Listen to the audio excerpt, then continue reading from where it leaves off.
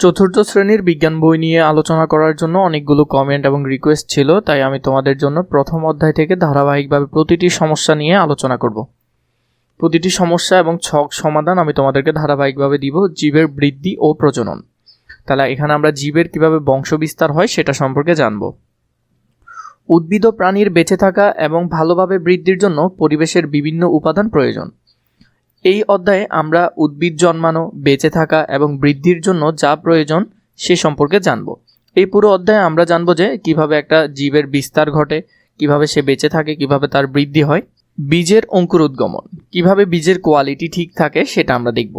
বীজ থেকে নতুন চারাগাছ জন্মানোর প্রক্রিয়াই হলো অঙ্কুরোদ্গমন। মানে একটা বীজ থেকে যে চারাগাছ হবে তার যে প্রক্রিয়াটা, এটাকেই কি বলে? অঙ্কুরোদ্গমন বলে। খুবই বেশি গুরুত্বপূর্ণ, স্টার চিহ্ন দিয়ে রাখলাম, তোমরাও তোমাদের বইয়ে সুন্দর করে স্টার চিহ্ন দিয়ে রাখবে। উদ্ভিদের প্রজননের গুরুত্বপূর্ণ ধাপ হলো অঙ্কুরোদ্গমন, মানে এটা অনেক গুরুত্বপূর্ণ ধাপ।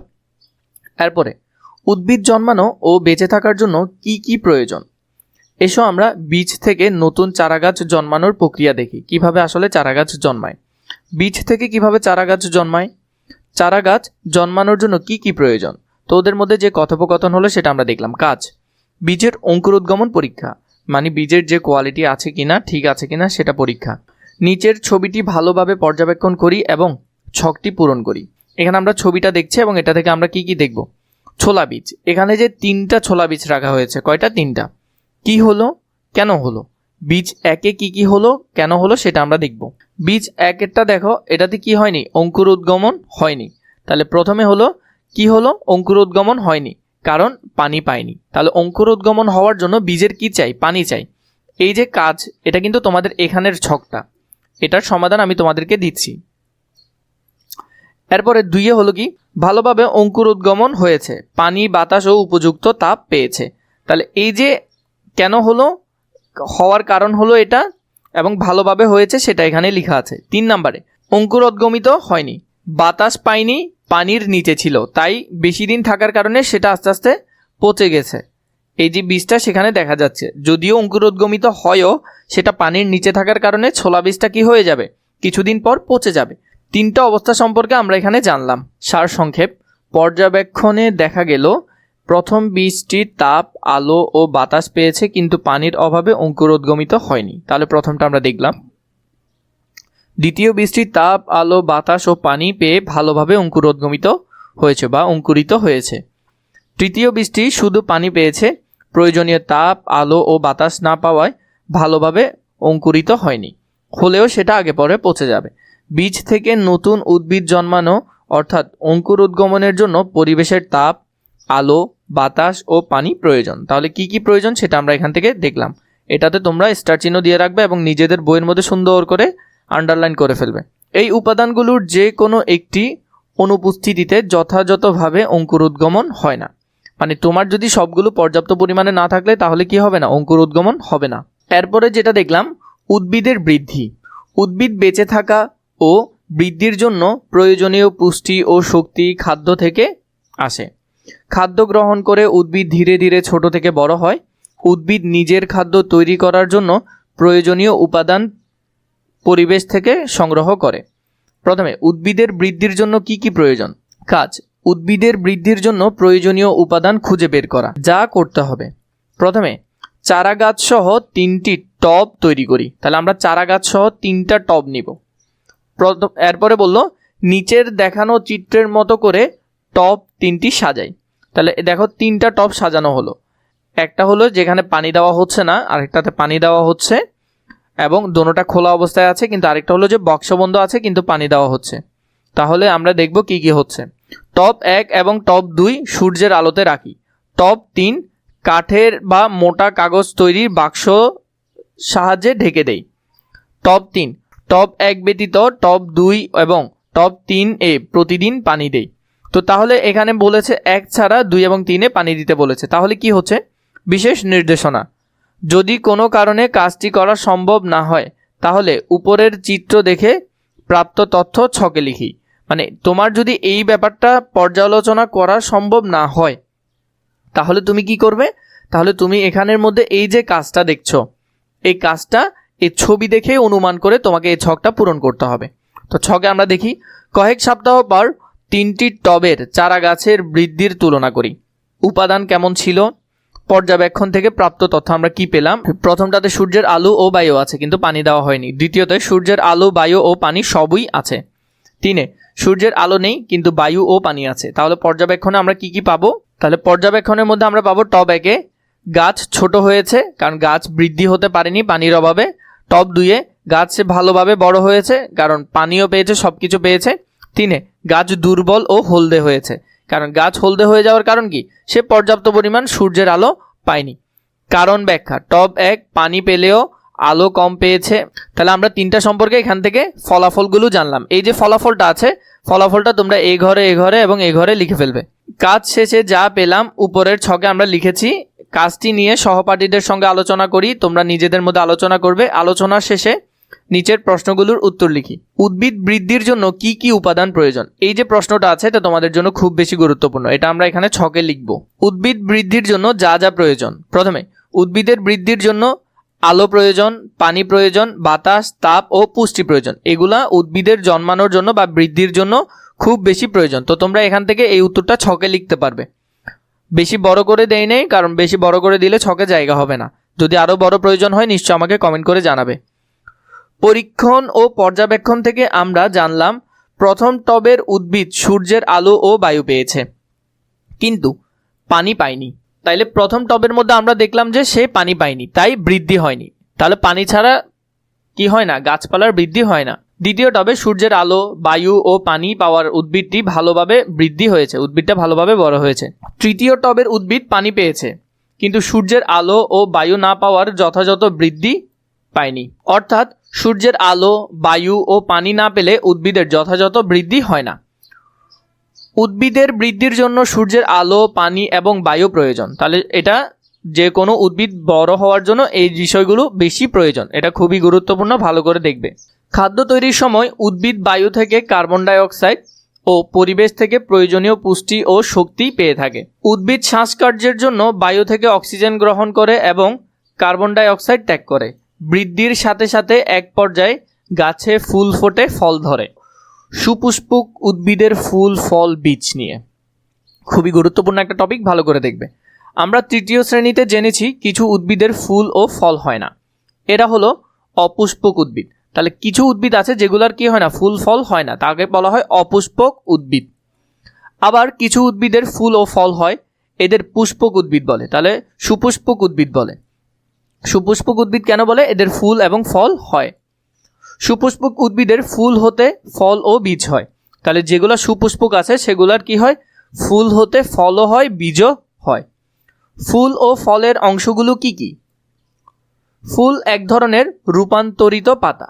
তাহলে ফুল হলো এক ধরনের কি, রূপান্তরিত পাতা, এটা খুবই গুরুত্বপূর্ণ। আমাদের বাড়ি ও বিদ্যালয়ের আশেপাশে বিভিন্ন ধরনের ফুল ফোটে, এগুলো বিভিন্ন বর্ণের হয়ে থাকে, যেমন লাল, সাদা, হলুদ, বেগুনি ইত্যাদি। কোনো কোনো ফুলে সুগন্ধ থাকে, এর মধ্যে কিছু ফুল আছে যেগুলোতে সুবাস বা সুগন্ধ থাকে। চলো আমরা ফুলের কি কি অংশ আছে তা পর্যবেক্ষণ করি। ফুলের কি কি অংশ আছে তা আমরা পর্যবেক্ষণ করব। কাজ, ফুলের বিভিন্ন অংশ পর্যবেক্ষণ ও এদের কাজ চিহ্নিত করা। যা করতে হবে, প্রথমে একটি ফুলের বিভিন্ন অংশ পর্যবেক্ষণ করি। খাতায় ফুলটির ছবি আঁকি। তো একটা ফুল তুমি পর্যবেক্ষণ করবে এবং তার ছবি খাতায় আঁকবে। খাতায় আঁকা ফুলের ছবির সাথে শিক্ষকের দেখানো ফুল অথবা ফুলের চিত্র তুলনা করি এবং ফুলের বিভিন্ন অংশের কাজ নিয়ে দলগত আলোচনা করি। 3 বলেছে ফুলের বিভিন্ন অংশের কাজ সম্পর্কে চিন্তা করে নিচের ছকটি পূরণ করি। তাহলে ফুলের যে বিভিন্ন অংশ আছে এগুলো নিয়ে আমরা আলোচনা করে কি করব, ছকটা পূরণ করব। ফুলের বিভিন্ন অংশের কাজ, প্রথমে আছে ফুলের অন্যান্য অংশকে রক্ষা করে, ডিম্বক ধারণ করে, ফুলকে সুন্দর দেখায়, পরাগরেণু উৎপন্ন করে। ফুলের সংশ্লিষ্ট অংশের নাম আমরা এখানে নামগুলো লিখব।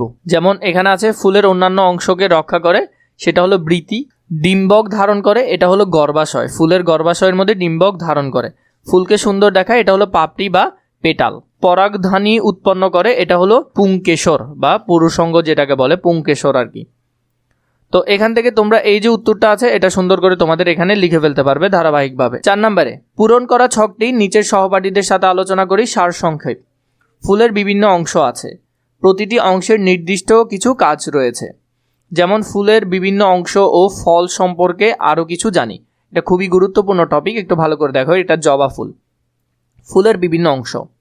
তো ফুলের অংশের মধ্যে আমরা যেটা দেখি, প্রথমে এই যে ফুলের নিচের যে অংশটা থাকে এটাকে বলা হয় উপবৃতি। কি বলা হয়? উপবৃতি। এবং এর উপরে যে গাঢ় সবুজ যে অংশ থাকে এটাকে বলা হয় বৃতি। বৃতি, উপবৃতি। এবং মাঝখানে যে হলুদ যে ছোট অংশটা থাকে এটা হলো আসলে গর্ভাশয়। এটা হলো কি? গর্ভাশয়। এখান থেকে বীজ জন্মায়। তারপর এই যে এগুলো আছে এগুলাকে বলা হয় দল বা পাপড়ি। এই যে পাতাগুলো আছে এগুলোকে কি বলে? দল বা পাপড়ি। তারপর এই যে এখানে পরাগ আছে যেটাকে বলা হয় পুংকেশর। কি বলা হয়? এগুলাকে বলা হয় পুংকেশর। এগুলা থেকেই মূলত মিশ্রণ হয়ে এরপরে গর্ভাশয়ের মধ্যে নতুন বীজ গজায়। এরপর এই যে এখানে আছে এগুলাকে বলা হয় স্ত্রীকেশর। কি বলে? স্ত্রীকেশর। এরপরে হলো যে এই যে উপরের অংশ যেটা আছে এটাকে বলা হয় গর্ভমুণ্ডু। তো এখানের মধ্যে ফুলের বিভিন্ন যে অংশ আছে এগুলো তোমরা দেখেছ। বৃতি, বৃতি সাধারণত সবুজ, দেখতে অনেকটা পাতার মতো। এটি ফুলের সবচেয়ে বাইরের অংশ। কুড়ি অবস্থায় বৃতি ফুলের অন্যান্য অংশকে রোদ, বৃষ্টি ও পোকামাকড় থেকে রক্ষা করে। মানে যখন ফুলটা একেবারে ছোট থাকে তখন এটা দিয়ে মোড়ানো থাকে। এটা বাইরের বিভিন্ন বিষয় থেকে ফুলকে রক্ষা করে। দলমণ্ডল, বাইরে থেকে ভিতরের দিকে ফুলের দ্বিতীয় উজ্জ্বল ও রঙিন অংশ হলো দল বা পাপড়ি, যেটাকে দলমণ্ডল বলে। দল বা পাপড়ি, এটা বাইরের অংশটা। কতগুলো পাপড়ি মিলে দলমণ্ডল গঠন করে। দলমণ্ডল রঙিন হওয়ায় পোকামাকড় ও পশু পাখি আকর্ষণ করে এবং পরাগায়ন নিশ্চিত করে। এটা অনেক বেশি সুন্দর হওয়ার কারণে পোকামাকড় বা বিভিন্ন রকমভাবে মানুষদেরকে আকৃষ্ট করে। এরপর হচ্ছে পুংস্তবক। এক বা একাধিক পুংকেশর নিয়ে পুংস্তবক গঠিত।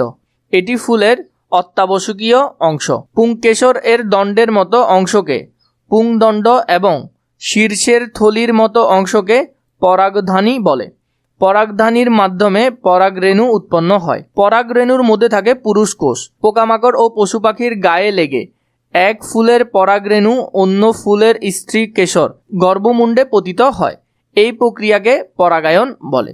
তো সাধারণত বিভিন্ন পুরুষ ফুলের যে পরাগ আছে সেগুলা স্ত্রীর ডিম্বাশয়ের মধ্যে পড়লে সেখান থেকে পরাগায়ন ঘটে। স্ত্রীস্তবক, এটি ফুলের অত্যাবশ্যকীয় অংশ। এক বা একাধিক গর্ভপত্র বা স্ত্রীকেশর নিয়ে একটি স্ত্রীস্তবক গঠিত হয়। একটি গর্ভপত্রের তিনটি অংশ রয়েছে: গর্ভাশয়, গর্ভদণ্ড, গর্ভমুণ্ডু। গর্ভাশয়ের ভিতরের ডিম্বক থাকে। ডিম্বক হলো স্ত্রীকোষ। ডিম্বক হলো কি? স্ত্রীকোষ। তাহলে এখান থেকে তোমরা এগুলো ধারণা নিবে, এগুলো খুবই বেশি গুরুত্বপূর্ণ প্রতিটা টপিক। বৃতি, দলমণ্ডল, পুংস্তবক, স্ত্রীস্তবক, এগুলো খুব বেশি বেশি গুরুত্বপূর্ণ। এরপরে হলো যে ফল ও বীজ। স্ত্রীকেশরের গর্ভাশয়ের ভিতরে থাকে ডিম্বক।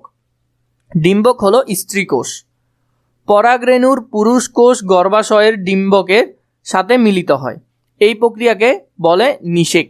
তাহলে এটাকে বলা হয় কি? নিষেক। নিষেকের পর গর্ভাশয়টি ফলে এবং ডিম্বকটি বীজে পরিণত হয়। তাহলে ডিম্বক পরবর্তীতে বীজ হয়ে যায় এবং বাকি যে বাইরের অংশ সেটা হলো যে কি? স্ত্রীর যে ফলের অংশ যেটা আছে সেটা হয়ে যায়। যেমন আম ফলের মধ্যে তোমরা দেখছো বীজটা হলো যে ডিম্বক এবং বাইরের যেটা আছে সেটা হলো ফল। ফলের দুটি অংশ রয়েছে, একটা হলো পেরিকার্প এবং বীজ। তো একটা হলো পেরিকার্প যেটা বাইরের অংশ, যেটা অনেকগুলো আবরণ দিয়ে গঠিত, এবং আরেকটা হলো যে বীজ যেটা ভিতরের অংশ থাকে, আমের আটি যেটা বলি আমরা। পেরিকার্পের তিনটি স্তর রয়েছে, যেমন বহিস্তক, একটা হলো যে বাইরের যে গ্রিন কালার যে অংশটা থাকে, আম হলে গ্রিন কালারটা। মধ্যস্তক, মাঝখানের যে লেয়ারটা থাকে ফল যেটাকে আমরা বলি অন্তঃস্তবক। খোসার উপর বা বীজের উপর একটা লেয়ার থাকে সেটাকে বলা হয় বহিস্তক। হলো ফলের খোসা। ফলের খোসাকে কি বলে? বহিস্তবক বলে। এটি ফলের ভিতরের অংশসমূহকে রক্ষা করে। মধ্যস্তবক সাধারণত রসালো, এটি আমরা খাই, এতে ভিটামিন ও খনিজ লবণ থাকে। অন্তঃস্তবক দিয়ে বীজ ঢাকা থাকে, মানে ওই যে শক্ত যে আটির অংশটা, বীজের উপরে পাতলা আবরণ হলো অন্তঃস্তবক। সব ফলেরই কি বীজ থাকে? কাজ: পরিচিত ফলে বীজের উপস্থিতি চিহ্নিতকরণ। যা লাগবে: পরিচিত বিভিন্ন ফল, যেমন আম, জাম, পেঁপে, তরমুজ, কলা, কাঁঠাল ইত্যাদি। এগুলো হলো আমাদের পরিচিত যে আশেপাশে ফলগুলো আছে সেগুলো। যা করতে হবে: প্রথমে পরিচিত কয়েক ধরনের ফল সংগ্রহ করে শিক্ষকের সহায়তায় ছুরি দিয়ে কাটি। ফলের খোসা থেকে শুরু করে ভিতরের অংশ পর্যন্ত পর্যবেক্ষণ করি। 3. বিভিন্ন ফলের অভ্যন্তরীণ অংশ পর্যবেক্ষণের শেষে নিচের ছকটি পূরণ করি। আমরা বিভিন্ন রকম ফল আনবো, ফল থেকে পর্যবেক্ষণ করে আমরা এটা কি করব, আমরা এই ছকটা সমাধান করব। ফলের নাম লিখবো, এখানে ফলে বীজের উপস্থিতি আছে কি নেই সেটা লিখবো। এরপর হলো যে বীজের সংখ্যা একটি, অল্প না অনেকগুলো, সেটা আমরা লিখবো। তো এখান থেকে আমরা এই ছকটা এখন সমাধান দেখব। প্রথমে আমরা লিখলাম আম, ফলে বীজ আছে কি না, আছে, কয়টা থাকে, একটা থাকে। কাঁঠাল, ফলে বীজ আছে, আছে, কয়টা থাকে, অনেকগুলো থাকে, একটা না, কাঁঠালে বীজ হয় অনেক। পেয়ারা, ফলের মধ্যে বীজ আছে, আছে, কয়টা থাকে, অনেকগুলো বীজ থাকে। কলা, কলাতে কোনো কি হয় না, বীজ হয় না, এবং থাকে কয়টা, শূন্যটা। কিছু কলায় বীজ হয় কিন্তু ওই কলা থেকে কি হয় না, চারা গাছ হয় না, ওইটা বীজ না। তাহলে এখানের মধ্যে হলো যে তোমরা এভাবে করে এটা ছকটা পূরণ করতে পারবে। যা যা দিয়েছি এখানে তাই আছে।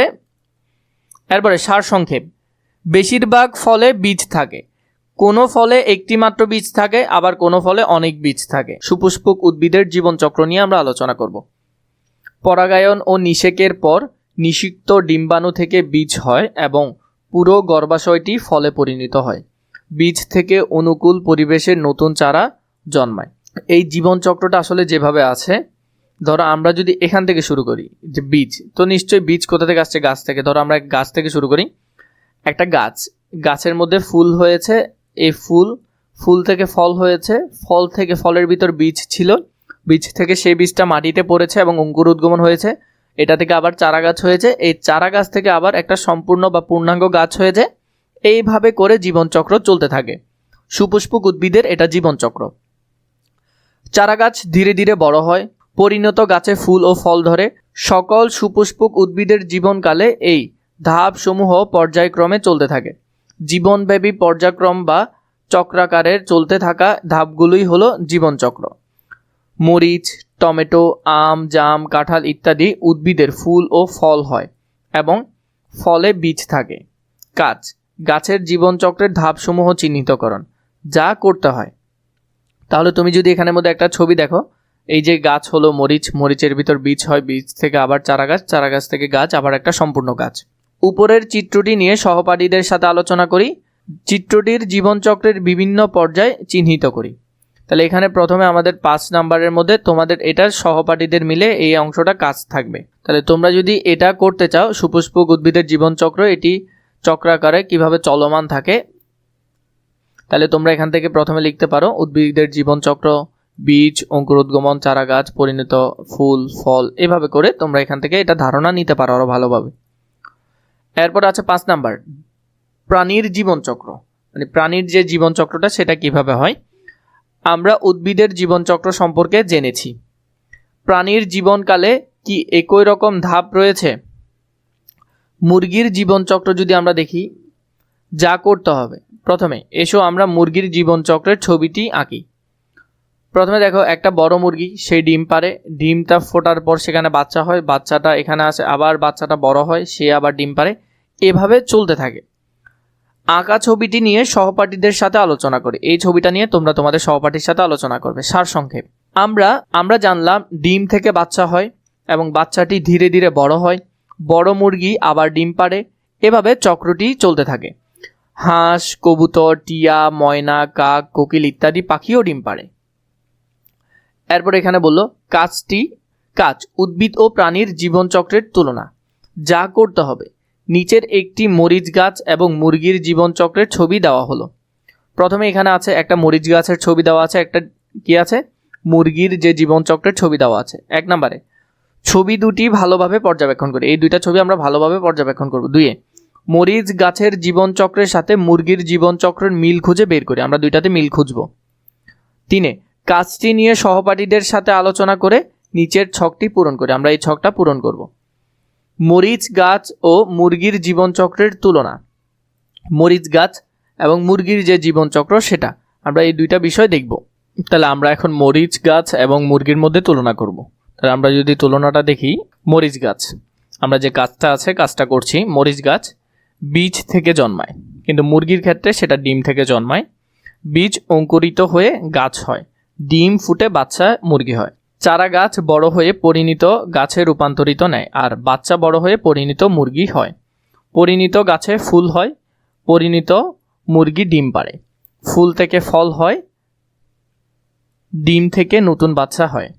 ফলের ভেতর বীজ থাকে, ডিমের ভিতর বাচ্চা তৈরি হয়, বীজ থেকে আবার নতুন গাছ জন্মায়, ডিম থেকে আবার নতুন মুরগি জন্মায়। তো এভাবে করে তোমরা এটা সমাধানটা করতে পারবে, এরকম করে তোমরা এটা সমাধান সুন্দর করে ফেলতে পারবে। সার সংক্ষেপ, এখানের মধ্যে তোমরা সবগুলো লেখার প্রয়োজন নাই, তোমরা চাইলে দুইটাই লিখতে পারো, আমি তোমাদেরকে বেশি দিয়েছি আর কি। সার সংক্ষেপ, জন্ম থেকে মৃত্যু পর্যন্ত সকল জীব একটি নির্দিষ্ট জীবনচক্র অতিক্রম করে। জীবের জন্ম হয়, এরা বৃদ্ধি পায় ও বংশবিস্তার করে। এক সময় এদের মৃত্যু হয়। উদ্ভিদ ও প্রাণীর জীবনচক্রের বিভিন্ন ধাপের মধ্যে মিল রয়েছে, যেমন উদ্ভিদের বীজ এবং মুরগির ডিম, এটার মধ্যে কিছুটা মিল রয়েছে। ডিম অথবা বীজ যথাক্রমে মুরগি বা উদ্ভিদের জীবনচক্রের শুরুর ধাপ, কিন্তু মানুষ, গরু, ছাগল, কুকুর, বিড়াল ডিম পারে না, আবার সরাসরি বাচ্চা জন্ম দেয়। এই বাচ্চা থেকেই তাদের জীবনচক্র শুরু হয়। তবে বাচ্চা জন্ম দিলেও এদের জীবনের ডিম ভূমিকা রয়েছে। পরবর্তী শ্রেণীতে আমরা সেই সম্পর্কে জানব। জীবের প্রজনন সম্পর্কে আরও কিছু জানি। আমরা ইতিমধ্যে জীবের জীবনচক্র সম্পর্কে জেনেছি। আমরা দেখেছি জীবনচক্রের কোনো পর্যায়ে জীব থেকে অনুরূপ নতুন জীবের সৃষ্টি হয়। নতুন জীব সৃষ্টির এই প্রক্রিয়াই হলো প্রজনন। তাহলে কোনো একটা জীব থেকে আরেকটা যে নতুন জীব সৃষ্টি হয় বা তৈরি হয়, আরেকটা যে নতুন জীব সৃষ্টি হয়, সেটাই হলো প্রজনন। প্রজননের গুরুত্ব, জীব মাত্রই মরণশীল, মানে জীব একটা সময় সবাই মরে যাবে। জীবের শুধু মৃত্যু হলে পৃথিবী থেকে এক সময় সকল জীব বিলীন হয়ে যেত, কিন্তু প্রকৃতপক্ষে তা হয় না।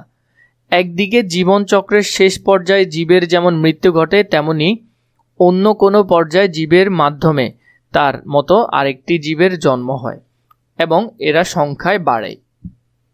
প্রজনন হচ্ছে এমন একটি প্রক্রিয়া যার মাধ্যমে জীব তার প্রতিরূপ সৃষ্টি করে ভবিষ্যৎ বংশধর রেখে যায়। এভাবেই বছরের পর বছর জীব নিজের পরিবেশে টিকে আছে। আমরা এখান থেকে দেখলাম যে কিভাবে প্রজননের মাধ্যমে সেম বংশধর পৃথিবীতে থেকে যায়, সেটা আমরা এখান থেকে দেখেছি।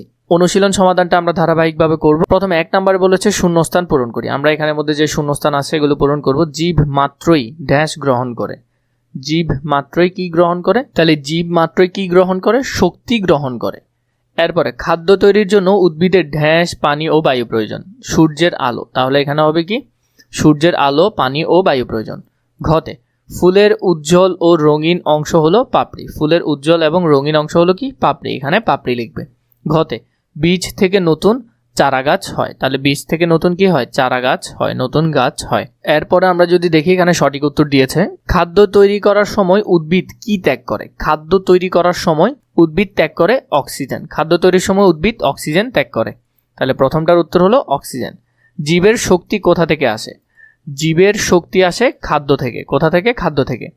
3 ফুলের কোন অংশ কুঁড়ি অবস্থায় অন্যান্য অংশকে রক্ষা করে? এটা হবে বৃতি। বৃতি কি করে? অন্যান্য অবস্থায় সে ফুলকে রক্ষা করে। শুদ্ধ বাক্য তালিবার সরস্ক সু এবং অশুদ্ধ বাক্য সরিয়ে লিখি। উদ্ভিদ নিজের খাদ্য নিজেই তৈরি করে, তাহলে এটা হলো সু, তাহলে এটা হবে সঠিক। গাছের পাতায় পরাগরেণু উৎপন্ন হয়, এটা কিন্তু শুদ্ধ না। গাছের পাতায় সেটা হয় না। শ্বাস গ্রহণের সময় উদ্ভিদ অক্সিজেন গ্রহণ করে না, কি গ্রহণ করে? কার্বন ডাই অক্সাইড গ্রহণ করে, তাহলে এটাও অশুদ্ধ। এরপরে 4 নম্বরে বলেছে সংক্ষিপ্ত প্রশ্নের উত্তর। উদ্ভিদের কোন অংশে বীজ থাকে? উদ্ভিদের ফলের ভিতরে অংশে কি থাকে? বীজ থাকে। এরপরে 2 নম্বরে বললো বীজ থেকে চারাগাছ জন্মাতে কি কি প্রয়োজন? বীজ থেকে চারাগাছ জন্মাতে পানি, বাতাস ও উপযুক্ত তাপ প্রয়োজন। এই প্রশ্নগুলো আমি তোমাদেরকে খুব ছোট করে দিয়েছি, এগুলো সংক্ষিপ্ত প্রশ্ন, বড় করেও দিব, একটু ধৈর্য ধরো। 5 বর্ণনামূলক প্রশ্ন উত্তর। ফুলের ভিতরের অংশের কাজ চিত্রসহ বর্ণনা করো। তো ফুলের ভিতরে যে অংশের কাজ আছে এটা আগে তুমি চিত্র আঁকবে, এরপর বর্ণনাটা আমি তোমাদেরকে দেখিয়ে দিচ্ছি। তাহলে বর্ণনামূলক প্রশ্নগুলো আমি আগে তোমাদেরকে ছোট থেকে দিচ্ছি, এরপরেই আমরা কিছুক্ষণ পরেই বড় নিয়ে আলোচনা করব। এই বর্ণনামূলক প্রশ্ন এত ছোট লিখলে তো পরীক্ষা নাম্বার দিবে না, তাই বড়গুলো দেখাবো। তো এখানের মধ্যে তুমি আগে চিত্রটা কিন্তু আঁকবে। চিত্রটা আমি তোমাদেরকে দেইনি, এটা বইয়ের মধ্যেই আছে, বই থেকে দেখে এঁকে নিবে। এই যে চিত্রটা আছে এটা কিন্তু তোমরা সুন্দর করে ওইখানে এঁকে নিবে। আঁকার পর যে ব্যাখ্যাগুলো করবে। ফুলের বিভিন্ন অংশ ও তাদের কাজ। বৃতি ফুলের ভেতরের অংশকে রক্ষা করে, এটাই হলো কাজ। পাপড়ি ফুলের সুন্দর দেখাতে পোকামাকড়ের আকর্ষণ করে, পোকামাকড়কে আকর্ষণ করে কি? পাপড়ি। পুংকেশর পরাগরেণু তৈরি করে, পুংকেশর। এরপরে হলো যে গর্ভকেশর ডিম্বক ধারণ করে, নিষেকের পর ফল ও বীজ তৈরি হয়। তো এই সেম প্রশ্নটা যদি আমি তোমাদেরকে বড় করে দিই, যেমন ধরো এখানের মধ্যে ফুলের বিভিন্ন অংশের কাজ চিত্রসহ বর্ণনা, ওই চিত্রটা আঁকবে। প্রথমেই আগে একটু ব্যাখ্যা দিবে। ফুল হলো সুপুষ্পক উদ্ভিদের প্রজনন অঙ্গ। ফুলের মাধ্যমে ফল ও বীজ সৃষ্টি। একটি সম্পূর্ণ ফুলে কয়েকটি গুরুত্বপূর্ণ অংশ থাকে, প্রতিটি অংশের আলাদা আলাদা কাজ রয়েছে। নিচে ফুলের বিভিন্ন অংশ ও তাদের কাজ বিস্তারিতভাবে আলোচনা করা হলো। প্রথমে বৃতি। বৃতি সাধারণত সবুজ রঙের পাতার মতো অংশ। এটি ফুলের সবচেয়ে বাইরের অংশ। এটির কাজ হলো কুড়ি অবস্থায় ফুলের ভেতরের অংশকে রক্ষা করে, রোদ, বৃষ্টি ও পোকামাকড়ের আক্রমণ থেকে ফুলকে নিরাপদ রাখে। এরপরের টপিক হলো পাপড়ি। মানে প্রতিটা বিষয় আমি তোমাদেরকে আলাদা আলাদা করে দিয়েছি। পাপড়ি। পাপড়ি ফুলের রঙিন ও আকর্ষণীয় অংশ। ফুলকে সুন্দর করে তোলে, পোকামাকড়কে আকর্ষণ করে, পরাগায়নে সাহায্য করে। এরপর হল যে পুংকেশর। পুংকেশর ফুলের পুরুষ প্রজনন অঙ্গ। এটি পুদণ্ড ও পরাগধ্বনি নিয়ে গঠিত। কাজ: পরাগধ্বনিতে পরাগরেণু উৎপন্ন করে। এরপর হলো যে পরাগায়নে অংশগ্রহণ করে। 4 গর্ভকেশর। গর্ভকেশর ফুলের স্ত্রী প্রজনন অঙ্গ। এটি গর্ভমুণ্ড বা গর্ভদণ্ড ও গর্ভাশয় দিয়ে গঠিত। কাজ: গর্ভাশয়ে ডিম্বক থাকে। নিষেকের পর গর্ভাশয় ফল ও ডিম্বক বীজে পরিণত হয়। উপসংহারে ফুলের প্রতিটি অংশের নির্দিষ্ট কাজ রয়েছে। এইসব অংশের সম্মিলিত কার্যক্রমের মাধ্যমে ফুল থেকে ফল ও বীজ তৈরি হয় এবং উদ্ভিদের বংশবিস্তার ঘটে। তো এই অংশটা আমি আশা করি তোমরা প্রশ্নটার উত্তর ভালো করে জেনেছ। কিভাবে বড় করে লিখবে সেটাও আমি তোমাদেরকে দেখালাম। এর পরের প্রশ্নে যাই আমরা। খতে বলেছে বাড়ির পাশের আম গাছ ও তোমার নিজের পোষা বিড়ালের জীবনচক্র কোথায় কোথায় মিল আছে চিত্রসহ ব্যাখ্যা করো। তো এটা কি করতে হবে? সেম, এই যে এখানে একসাথে দুইটা জীবনচক্র দেখলাম না, জাস্ট মরিচ গাছের জায়গায় এখানে আম গাছ হবে। এখানে কি হবে? এই যে এটা তো ডিমের চক্র ছিল, এখানে ডিমের না হয়ে এখানে কি হবে? এই যে গরুর যেভাবে জীবনচক্র হয় সেটা এখানে হবে। তাহলে তুমি চিত্র এঁকে নিবে আগে। আম গাছ ও বিড়ালের জীবনচক্রের মিল রয়েছে। উভয়ের জন্ম, বৃদ্ধি ও প্রজনন ঘটে। আম গাছ বীজ থেকে জন্মায়, বিড়াল বাচ্চা জন্ম দেয়। উভয়ের জীবনচক্র চক্রাকারে চলতে থাকে। তো এটার যদি আমরা বড় প্রশ্নটা দেখি, 5 নাম্বার এখানে দেখো আছে, জীবের জন্ম থেকে মৃত্যু পর্যন্ত সময়কালকে জীবচক্র বলে। আম গাছ ও বিড়াল উভয়ের জীবনচক্রের কিছু মিল রয়েছে, আবার কিছু পার্থক্যও আছে। আম গাছের জীবনচক্র কেমন? বীজ থেকে অঙ্কুর উদ্গমন হয়, অঙ্কুরিত বীজ থেকে চারাগাছ জন্মায়, চারাগাছ বড় হয়ে পরিণত গাছে রূপ নেয়, পরিণত গাছে ফুল ফোটে, ফুল থেকে ফল হয়, ফলের ভেতর নতুন বীজ তৈরি হয়। এটা হলো আম গাছের। বিড়ালের জীবনচক্রের ক্ষেত্রে বিড়াল বাচ্চা জন্ম দেয়, বাচ্চা ধীরে ধীরে বড় হয়, বড় হয়ে পরিণত বিড়ালে পরিণত হয়, পরিণত বিড়াল আবার বাচ্চা জন্ম দেয়। তো আম গাছ ও বিড়ালের জীবনচক্রে কি মিল আছে? উভয়ের জন্ম হয়, উভয়ের বৃদ্ধি ঘটে, উভয় প্রজনন হয়, জীবনচক্রে চক্রাকারে চলতে থাকে, উভয় নতুন জীব সৃষ্টি এবং বংশবিস্তার করে। তো এইভাবে করে তোমরা দোনোটা প্রশ্ন, বড় চাইলে বড়টাও এখান থেকে কালেক্ট করতে পারো, ছোটটা চাইলে ছোটটাও করতে পারো।